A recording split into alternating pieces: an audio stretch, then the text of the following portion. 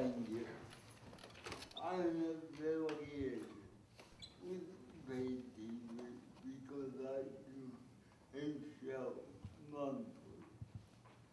And without their help, we would not get the viewpoint of disabled citizens in the area. It's a show that shows contemporary people with disabilities making a change in the community. And with PATV and their pages and their good running, I have learned a lot over the last 6 months.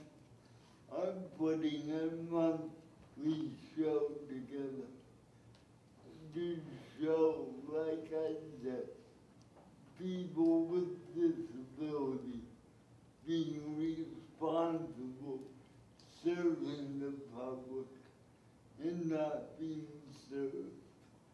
And without their help and distinguished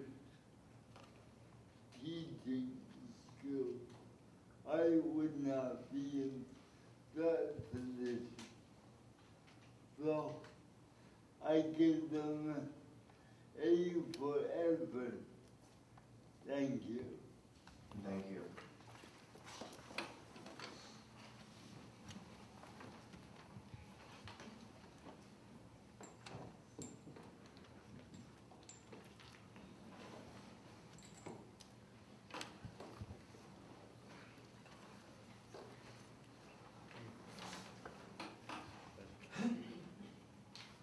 Hello. Hello. Members of the Iowa State Telecommunications Commission. I am Renee Payne, former Director of Public Access Television. In this time of financial challenges, I ask the city to consider its investment in public access television, to try to understand its value, not in terms of cash flow, but in terms of byproduct. I am a byproduct of public access television, more knowledgeable, creative, appreciative, open-minded, and connected for having participated. Public access television provided an invaluable return on a personal investment.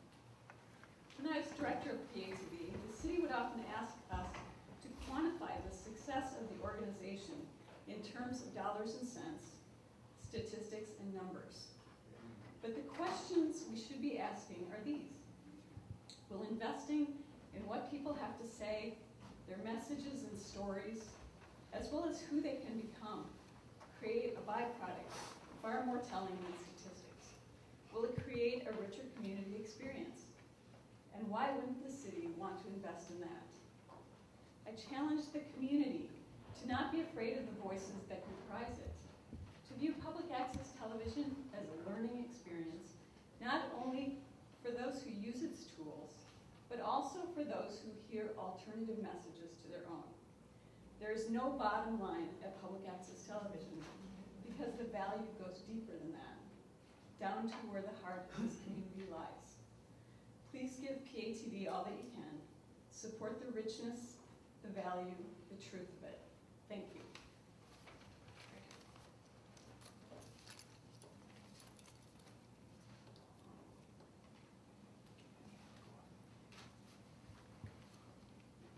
Hello, my name is Teresa Carberry.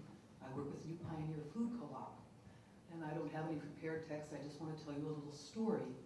And this story was as insightful to me as I hope it is to you.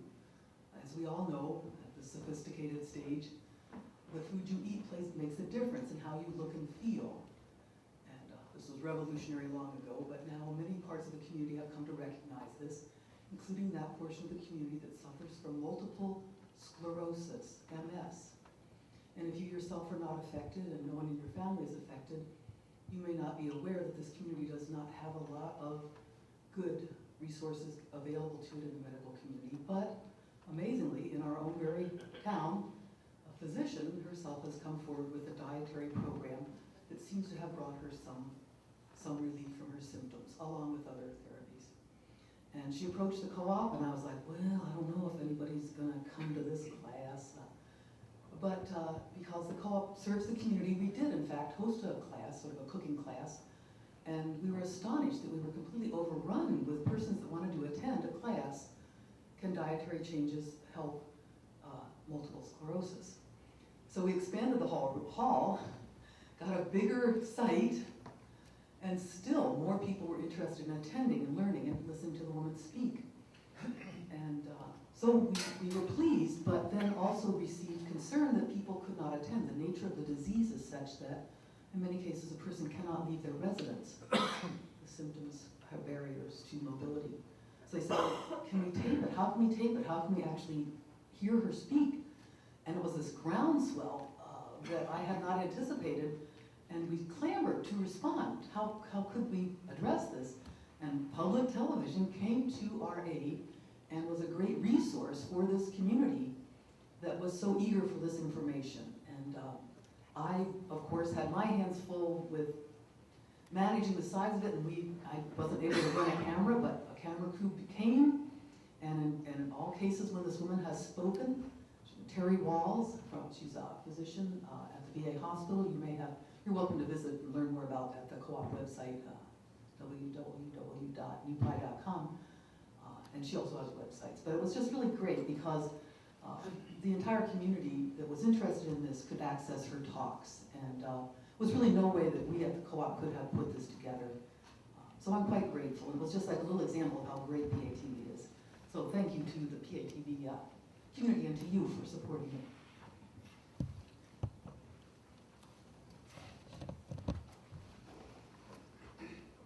My name is Tom Walls, and I'm the Executive Director of the Extend the Dream Foundation and a principal user of public access television. We've just had a wonderful relationship with them, gotten tremendous help in putting together some programs that we wanted to air locally.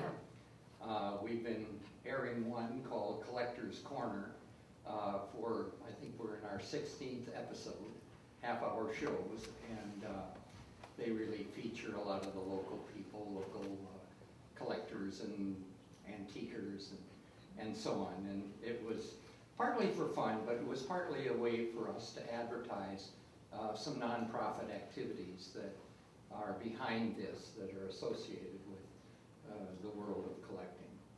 In addition to that, I've just received a grant from the Pilot Club to do a program that I've been dreaming about for a long time, that I've talked with Josh about and with some other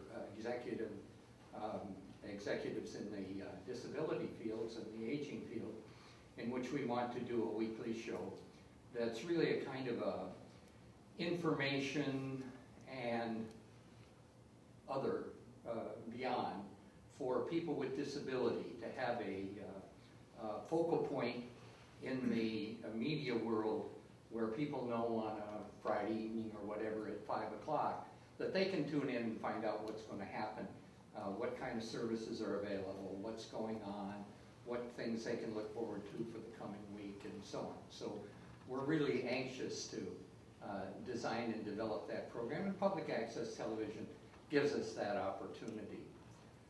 The last thing I want to mention is I'm aging, and I'm bringing a few of my elderly friends to Iowa City, people that served with me in the Peace Corps in Honduras, Central America back in 1962 to 1964. So this is our 48th year reunion.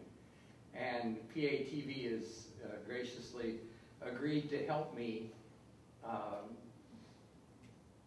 film some storytelling that's going to go on, that's associated both with our experiences of a half century ago and with the way it impacted on our personal lives. And we felt that would be of great interest to a college town, and to be able to air it, and would make for quality programming. So anyway, I thank you for your attention. And